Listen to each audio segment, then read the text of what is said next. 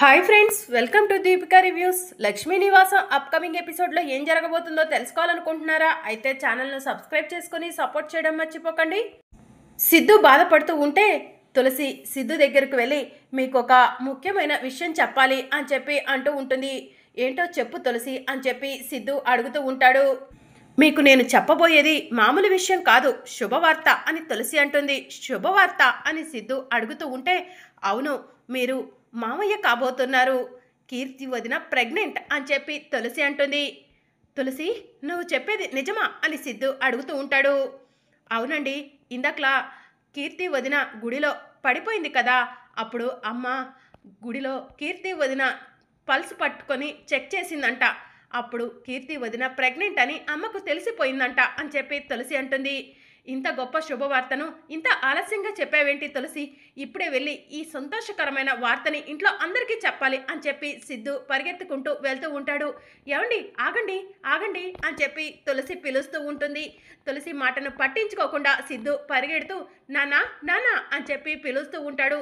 సిద్ధు ఏంటి అంత గట్టిగా అరుస్తున్నాడు, ఏం జరుగుంటుంది అని చెప్పి బసవరాజు వాళ్ళు కంగారు పడుతూ అలానే చూస్తూ ఉంటారు. నానా, శుభవార్త నానా అని చెప్పి సిద్ధు అంటాడు. శుభవార్త ఏంట్రా అది అని చెప్పి బసవరాజు అడుగుతూ ఉంటాడు. త్వరలో మీరు తాతయ్య కాబోతున్నారు, నేను మామయ్యను కాబోతున్నాను, మన కీర్తి ప్రెగ్నెంట్ నానా అని చెప్పి సిద్ధు అంటాడు. రే సిద్ధు, ఎవరు చెప్పారు రాలని అని చెప్పి బసవరాజు అంటాడు. గుడిలో కీర్తి పడిపోయింది కదా, అప్పుడు లక్ష్మక్క కీర్తి చెయ్యి పట్టుకుంటే కీర్తి ప్రెగ్నెంట్ అని లక్ష్మక్కకు తెలిసిపోయిందంట నానా అని చెప్పి సిద్ధు అంటాడు. కీర్తి, నన్ను ఇంత త్వరగా మామయ్యను చేస్తావనుకోలేదు, ఇప్పుడే స్వీట్స్ తెప్పిస్తాను, సెలబ్రేట్ చేసుకుందాం అని చెప్పి సిద్ధు అంటాడు. ఒరే సిద్ధు, ఆగరా, సెలబ్రేట్ చేసుకోవాల్సినంత గొప్ప విషయమే ఇది కాదు అని చెప్పి బసవరాజు అంటాడు. అదేంటి నాన్న అలా అంటున్నారు? మన కీర్తికి బాబో పాపో పుట్టబోతున్నారంటే ఎంత సంతోషంగా ఉండాలి అని చెప్పి సిద్ధు అంటాడు. మన కీర్తి ఆ హరీష్ గాడితో కాపురం చేస్తుంటే సంతోషపడేవాళ్ళరా, కానీ వాళ్ళిద్దరు ఇప్పుడు విడాకులు తీసుకున్నారు. కీర్తికి మనం మరో పెళ్లి చేయాలనుకుంటున్నాము. అలాంటప్పుడు కీర్తి ప్రెగ్నెంట్ అయితే మనం సంతోషపడటానికి ఏముందిరా అని చెప్పి బసవరాజు అంటాడు. అదేంటి నాన్న, మీ నిర్ణయాన్ని ఇప్పటికైనా మార్చుకోరా? కీర్తి ప్రెగ్నెంట్ అని తెలిస్తే మీరు వెంటనే బావగారి దగ్గరికి కీర్తిని పంపిస్తారేమో అనుకున్నాను అని చెప్పి సిద్ధు అంటాడు. ఎవడ్రా బావగారు బావగారు బావగారు అంటున్నావు? వాడు మన కీర్తిని నమ్మించి మోసం చేసి పెళ్లి చేసుకున్నాడు, అలాంటి వాడిని నువ్వు బావగారని పిలవటానికి వీల్లేదు అని చెప్పి బసవరాజు అంటాడు. కీర్తి, నాన్నకు నువ్వైనా చెప్పు, నీ కడుపులో ఇప్పుడు హరీష్ బిడ్డ పెరుగుతున్నాడు, ఈ పెళ్లి ఇష్టం లేదని చెప్పు కీర్తి నాన్నకు అని చెప్పి సిద్ధు అడుగుతూ ఉంటాడు. రే సిద్ధు, ఆగరా, ఎవరు అవునన్నా కాదన్నా కీర్తికి హర్షతో పెళ్లి జరుగుతుంది, అవసరమైతే పెళ్లికి కీర్తి కడుపులో ఉన్న బిడ్డే అడ్డం అనుకుంటే ఆ బిడ్డను కూడా తీపించేస్తాం అని చెప్పి బామ్మ చెప్తూ ఉంటుంది. బామ్మ, ఏం మాట్లాడుతున్నావు? కళ్ళు కూడా తెరవని పసు కందని తీపిచ్చేస్తానని ఎలా అనగలుగుతున్నావు అని చెప్పి సిద్ధు అంటాడు. కీర్తి, ఎట్టి పరిస్థితిలో ఈ పెళ్లి జరగాలి, మీ నాన్న పరువు నిలబడాలి, రా కీర్తి, హాస్పిటల్కు వెళ్దాము, నీకు అబార్షన్ చేపిస్తాను అని చెప్పి బసవరాజు కీర్తిని తీసుకొని వెళ్తూ ఉంటాడు. ఇక కీర్తి ఏడుస్తూ ఉంటుంది. మావయ్య ప్లీజ్ మావయ్య, వదినకు అబార్షన్ చేపించొద్దు మావయ్య అని చెప్పి తులసి బసవరాజుని అడుగుతూ ఉంటుంది. ఇక బసవరాజు తులసిని పక్కకు నెట్టేసి కీర్తిని లాక్కొని వెళ్తూ ఉంటాడు. నానా, ఏం చేస్తున్నారు మీరు? ఒక్క నిమిషం ఆగండి అని చెప్పి సిద్ధు అంటాడు. నేను ఆగను సిద్ధు, కీర్తికి ఈరోజు అబార్షన్ చేపించాల్సిందే, రామ్మ కీర్తి వెళ్దాం అని చెప్పి బసవరాజు అంటాడు. కీర్తి, అబార్షన్ వద్దని నాన్నకు నువ్వైనా చెప్పు కీర్తి అని చెప్పి సిద్ధు అడుగుతూ ఉంటాడు. ఇక కీర్తి ఏం మాట్లాడకుండా ఏడుస్తూ ఉంటుంది. ఇక బసవరాజు కీర్తిని తీసుకొని వెళ్ళిపోతాడు. ఇక తులసి ఏడుస్తూ ఉంటుంది. కింద పడ్డ తులసిని సిద్ధు పైకి లేపుతాడు. ఏడవకు తులసి అని చెప్పి అంటూ ఉంటాడు. అందుకే ఈ విషయాన్ని నేను ఎవరికీ చెప్పలేదు, మీరు వాళ్ళిద్దరిని కలపాలనుకుంటున్నారని చెప్పి మీకు చెప్పాను, మీరు సంతోషంలో ఆ విషయాన్ని అందరికీ చెప్పేశారు, ఇప్పుడు మీరు ఆ విషయాన్ని బయటికి చెప్పడం వల్లే వదినకు అబార్షన్ చేపిస్తా అంటున్నారు, ఆ బిడ్డ ఉంటే కనుక వాళ్ళిద్దరిని కలపడం సులువు అవుతుంది అని చెప్పి తులసి సిద్ధుకి చెప్తూ ఉంటుంది. తులసి, నువ్వు కంగారు పడకు, ఈ అబార్షన్ని నేను ఆపుతాను అని చెప్పి సిద్ధు కంగారుగా బసవరాజు వాళ్ళ వెనక వెళ్తూ ఉంటాడు. భగవంతుడా, ఈ అబార్షన్ని నువ్వే ఆపాలయ్యా, మా అన్నయ్యను వదిన్ను నువ్వే కలపాలయ్యా అని చెప్పి తులసి మనసులో అనుకుంటూ ఉంటుంది.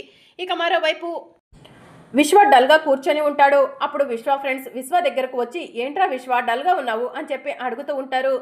ఆ జైగాడు ఎన్నో తప్పులు చేస్తూ జానుని మోసం చేస్తున్నాడురా, ఆ జై తప్పులను జాను ముందు చూపిద్దామంటే ఆ జైగాడు ఎప్పటికప్పుడు తప్పించుకుంటున్నాడు అని చెప్పి విశ్వ తన ఫ్రెండ్స్తో చెప్తూ ఉంటాడు. ఏంట్రా మళ్ళీ జాను వాళ్ళ ఇంటికి వెళ్ళావా అని ఫ్రెండ్స్ అడుగుతూ ఉంటారు. అవునరా, ఆ జైగాడు ఇంటి నిండా సీసీ కెమెరాలు పెట్టాడు అని చెప్పి విశ్వ చెప్తూ ఉంటాడు. సీసీ కెమెరాలా ఎందుకు మావా అని చెప్పి విశ్వ ఫ్రెండ్స్ విశ్వాని అడుగుతూ ఉంటారు. ఎందుకే ముందురా, జాను ఒంటరిగా ఇంట్లో ఉంటుంది కదా, ఏం చేస్తుందో తెలుసుకోవడం కోసమే పెట్టుంటాడు అని చెప్పి విశ్వ అంటాడు. అందుకేరా ఆ జైగాడు లేని సమయంలో ఆ ఇంటికి వెళ్ళి సీసీ కెమెరాల్లో ఉన్న ఫుటేజ్ని జానుకి చూపించాలి, అప్పుడైనా జాను నన్ను నమ్ముతుంది, ఆ జైనందన్ గాడిని అసహించుకుంటుంది అని చెప్పి విశ్వ అంటాడు. ఆ జైగాడు ఒక్క నిమిషం కూడా జానుని వదిలిపెట్టడు, అలాంటప్పుడు నువ్వు ఆ ఇంటికి ఎలా వెళ్తావురా అని చెప్పి ఫ్రెండ్స్ విశ్వాని అడుగుతూ ఉంటారు. అందరూ నిద్రపోతున్న సమయంలో వెళ్తాన్రా అని చెప్పి విశ్వ అంటాడు. వామ్మో, ఆ జైగాడితో పెట్టుకుంటే మామూలుగా ఉండదురా, పోయినసారి కూడా పేపర్ లీక్ అని చెప్పి మనల్ని చాలా రోజులు పోలీస్ స్టేషన్లో పెట్టించాడు, వద్దురా మామ మేమైతే రాము అని చెప్పి విశ్వ ఫ్రెండ్స్ చెప్తూ ఉంటారు. మీరు వచ్చినా రాకపోయినా నేను లోపలికి వెళ్తాన్రా అని చెప్పి విశ్వ అంటాడు. ఒరే మామ నువ్వు కూడా వెళ్ళొద్దురా, ఎందుకురా పులి బోనులోకి వెళ్ళటం అని చెప్పి ఫ్రెండ్స్ చెప్తూ ఉంటారు. అది పులి బోనైనా సరే జానుని కాపాడాలంటే వెళ్తాన్రా అని చెప్పి విశ్వ అంటాడు. ఒరే మామ నీకోసం మేము చెయ్యక తప్పట్లేదురా, సరే నువ్వు లోపలికి వెళ్తా అంటున్నావు కాబట్టి నిన్ను సేవ్ చేయడం కోసం బయట మేము వెయిట్ చేస్తూ ఉంటాంరా అని చెప్పి ఫ్రెండ్స్ చెప్తూ ఉంటారు. థ్యాంక్స్ రా మామ అని చెప్పి విశ్వ అంటాడు. ఈరోజు రాత్రికే ఆ జైనందన్ ఇంటికి మనం వెళ్తున్నాం అని చెప్పి విశ్వ చెప్తూ ఉంటాడు.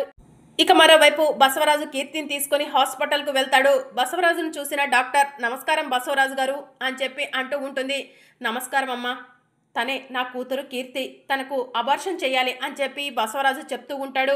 అమ్మాయికి అబార్షన్ చేయించుకోవడం ఇష్టం లేదా ఏంటి బసవరాజు గారు అని డాక్టర్ అడుగుతూ ఉంటుంది. అదేం లేదు డాక్టర్ అని చెప్పి బసవరాజు అంటాడు. ఏంటమ్మా మరెందుకు అంత డల్గా ఉన్నావు అని చెప్పి డాక్టర్ అడుగుతూ ఉంటుంది. ఏం లేదండి నీరసంగా ఉంది అని చెప్పి కీర్తి చెప్తూ ఉంటుంది. నర్స్ అబార్షన్కి సర్జరీ రూమ్ రెడీ చేయి అని చెప్పి డాక్టర్ చెప్తూ ఉంటుంది. ఇక మరోవైపు డాక్టర్ నువ్వు నాతో రామ్మా అని చెప్పి కీర్తిని తీసుకొని రూమ్లోకి వెళ్తుంది. ఇలా పడుకోమ్మా అని చెప్పి కీర్తిని బెడ్ మీద పడుకోబెట్టి చెక్ చేస్తూ ఉంటుంది. ఇప్పుడే 3వ నెల స్టార్ట్ అయింది, నీకు అబార్షన్ చేయించుకోవడం ఇష్టమేనమ్మా అని డాక్టర్ అడుగుతూ ఉంటారు. మా నాన్న ఇష్టమే నా ఇష్టం అని చెప్పి కీర్తి అంటుంది. అయితే అబార్షన్ స్టార్ట్ చేస్తున్నాను అని డాక్టర్ అడుగుతూ ఉంటే కీర్తి హరీష్తో గడిపిన మధుర జ్ఞాపకాలను గుర్తు చేసుకుంటూ ఉంటుంది. మేడం మిమ్మల్ని అడిగేది, అబార్షన్ స్టార్ట్ చేయనా అని డాక్టర్ అడుగుతూ ఉంటే సరే డాక్టర్ అని చెప్పి కీర్తి అంటుంది. ఇక డాక్టర్ కీర్తికి ఇంజెక్షన్ వేయబోతూ ఉండగా సిద్ధు పోలీసులను తీసుకొని వస్తాడు. రే సిద్ధు ఏంట్రా పోలీసులు వచ్చారు అని బసవరాజు అడుగుతూ ఉంటారు. బసవరాజు గారు యు ఆర్ అండర్ అరెస్ట్ అని చెప్పి పోలీసు వాళ్ళు చెప్తూ ఉంటారు. నేనేం తప్పు చేశాను అని చెప్పి బసవరాజు అడుగుతూ ఉంటాడు. మీ అమ్మాయి కీర్తికి మీరు అబార్షన్ చేయించాలనుకుంటున్నారని మీ అబ్బాయి సిద్ధు మీపైనే కంప్లైంట్ ఇచ్చాడు అని చెప్పి పోలీసు వాళ్ళు చెప్తూ ఉంటారు. ఎస్ఐ గారు మా అమ్మాయి ఒకడి మాయలో పడి ప్రేమించి పెళ్లి చేసుకుంది, వాడు మోసగాడని తెలియగానే వాడిని వదిలిపెట్టింది. ఇప్పుడు మా అమ్మాయికి మరో పెళ్లి చేయాలనుకుంటున్నాను, ఆ అమ్మాయి ప్రెగ్నెంట్ అయింది, అందుకే అబార్షన్ చేపిస్తున్నాను అని చెప్పి బసవరాజు అంటాడు. ప్రెగ్నెన్సీ తీయటం కరెక్ట్ కాదు బసవరాజు గారు, ఆ విషయం గురించి మీకు చెప్పాల్సిన అవసరం లేదు, ముందు అమ్మాయి ఎక్కడుందో చెప్పండి అని చెప్పి పోలీసు వాళ్ళు అడుగుతూ ఉంటారు. అమ్మాయి ఆపరేషన్ థియేటర్లో ఉంది అని బసవరాజు చెప్తూ ఉంటాడు. ఇక పోలీసు వాళ్ళు ఆపరేషన్ థియేటర్ దగ్గరకు వెళ్ళి లాఠీ తీసుకొని ఆపరేషన్ థియేటర్ రూమ్ కొడుతూ ఉంటారు. డోర్ ఓపెన్ చేయండి, హలో నేను ఎస్ఐని, డోర్ ఓపెన్ చేయండి అని చెప్పి పిలుస్తూ ఉంటారు. ఇక డాక్టర్ డోర్ ఓపెన్ చేస్తుంది. ఏం చేస్తున్నారు మీరు లోపల అని చెప్పి ఎస్ఐ డాక్టర్ని అడుగుతూ ఉంటారు. బసవరాజు గారి అమ్మాయికి అబార్షన్ చేస్తున్నాను అని చెప్పి డాక్టర్ చెప్తూ ఉంటారు. అబార్షన్ చేయటం నేరమని మీకు తెలీదా? చట్టరీత్యా తప్పు పని చేస్తున్నందుకు మిమ్మల్ని చేపిస్తున్నందుకు బసవరాజు గారిని అరెస్ట్ చేస్తున్నాం అని చెప్పి పోలీసు వాళ్ళు చెప్తూ ఉంటారు. ప్లీజ్ ఎస్ఐ గారు ఈ విషయంలో మీరు ఇన్వాల్వ్ అవ్వకండి, మీకు కావాల్సింది నేను మీ స్టేషన్కి పంపిస్తాను అని చెప్పి బసవరాజు అంటాడు. బసవరాజు గారు ఇప్పుడు మిమ్మల్ని అడ్డుకోకపోతే మీ అబ్బాయి మా పై ఆఫీసర్లకు కంప్లైంట్ ఇస్తానని బెదిరించాడు, అందుకే తప్పనిసరి పరిస్థితుల్లో మేము ఇక్కడికి రావాల్సి వచ్చింది, ప్లీజ్ మమ్మల్ని ఇబ్బంది పెట్టకండి, మాకు కోఆపరేట్ చేయండి అని చెప్పి ఎస్ఐ అంటాడు. ఒరే సిద్ధు ఏం చేస్తున్నావో అర్థమవుతుందారా అని చెప్పి బసవరాజు అడుగుతూ ఉంటాడు. ముందు కీర్తిని బయటికి తీసుకురండి, కీర్తికి అబార్షన్ చేపించనని చెప్పండి, అప్పుడే మీ పైన నేను పెట్టిన కంప్లైంట్ని వాపస్ తీసుకుంటాను అని చెప్పి సిద్ధు అంటాడు. మీ అబ్బాయి చెప్పింది అర్థమైంది కదా బసవరాజు గారు, అబార్షన్ చేపించనని చెప్పండి, కంప్లైంట్ వాపస్ తీసుకుంటాడు, లేకపోతే మిమ్మల్ని డాక్టర్ని అరెస్ట్ చేయక తప్పదు అని చెప్పి ఎస్ఐ అంటాడు. ఒరే సిద్ధు, నాకు తలనొప్పిగా తయారయ్యావు కదరా నువ్వు అని చెప్పి బసవరాజు మనసులో అనుకొని, డాక్టర్ మా అమ్మాయిని బయటికి పంపించండి, అబార్షన్ వద్దులే అని చెప్పి బసవరాజు అంటాడు. ఎస్ఐ గారు, మా కీర్తి బయటికి వచ్చింది కదా, ఇక నేను కూడా కేసుని వాపస్ తీసుకుంటాను అని చెప్పి సిద్ధు చెప్తూ ఉంటాడు. థ్యాంక్ యూ సిద్ధు గారు అని చెప్పి ఎస్ఐ అక్కడి నుంచి వెళ్ళిపోతాడు. ఇక మరోవైపు రాత్రి అవుతుంది. జాను జయనందన్ నిద్రపోతూ ఉంటారు. ఇక విశ్వ అతని ఫ్రెండ్స్ జయనందన్ ఇంటి దగ్గరకు వస్తారు. ఒరే మామ జాగ్రత్తరా, ఆ జైగాడికి దొరికావంటే చంపేస్తాడ్రా అని చెప్పి విశ్వ ఫ్రెండ్స్ విశ్వకి చెప్తూ ఉంటారు. దొరకకుండా ఆ ఇంట్లో ఉన్న సీసీ ఫుటేజ్ని తీసుకొస్తాను, ఈసారి ఎట్టి పరిస్థితిలో ఆ జైగాడి నిజ స్వరూపం జానుకి తెలియాలి అని చెప్పి విశ్వ చెప్తూ ఉంటాడు. ఇక విశ్వ ఎవరూ చూడకుండా జయనందన్ ఇంట్లోకి మాస్క్ వేసుకొని ఎంటర్ అవుతాడు. డోర్ ఓపెన్ చేసి లేకపోవడంతో బాల్కనీలో నుంచి ఇంట్లోకి ఎంటర్ అవుతాడు.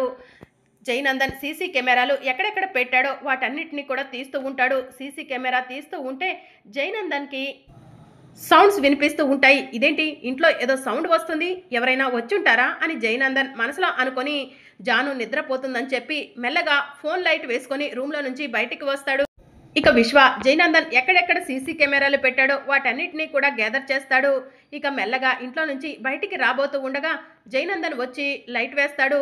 ఇక విశ్వ భయంతో ఒక చోట దాక్కుంటాడు. ఒరే ఎవర్రా, ఎవరు ఇంట్లో సౌండ్స్ చేస్తున్నారు అని చెప్పి జయనందన్ పిలుస్తూ ఉంటాడు. ఇక విశ్వ ఏం మాట్లాడకుండా సైలెంట్గా కూర్చుంటాడు. అప్పుడే ఏదో సౌండ్ మళ్ళీ జయనందన్కి వినిపిస్తుంది. ఎవరో ఖచ్చితంగా ఇంట్లోకి ఎంటర్ అయ్యారు అని చెప్పి జయనందన్ మనసులో అనుకొని ఒక ఇనుప రాడ్డు తీసుకొని జయనందన్కి అనుమానం ఉన్న దగ్గర గట్టిగా పొడుస్తాడు. ఆ ఇనుప రాడ్డు విశ్వ చేతికి తగులుతుంది. ఇక విశ్వ చేతి నుంచి వస్తున్న రక్తం ఆ ఇనుప రాడ్డు కంటుకుంటుంది. జయనందన్ ఆ ఇనుప రాడ్డును చూసి డౌటే లేదు, ఇంట్లోకి ఎవరో వచ్చారు అని చెప్పి మనసులో అనుకుని చుట్టుపక్కలంతా వెతుకుతూ ఉంటే విశ్వ ఒక్కసారిగా దగ్గరలో ఉన్న ఒక బస్తాని జయనందన్ మీదకి విసిరి కొట్టి అక్కడి నుంచి పారిపోతాడు. ఆగరా, ఆగు అని జయనందన్ పిలుస్తూ ఉన్నా కూడా జయనందన్ మాటను పట్టించుకోకుండా విశ్వ పారిపోతాడు. ఒరే మామ త్వరగా ఇక్కడి నుంచి పోదాం పదండ్రా అని చెప్పి విశ్వ అంటాడు. ఇక విశ్వ అతని ఫ్రెండ్స్ జయనందన్ ఇంటి దగ్గర నుంచి వెళ్ళిపోతారు.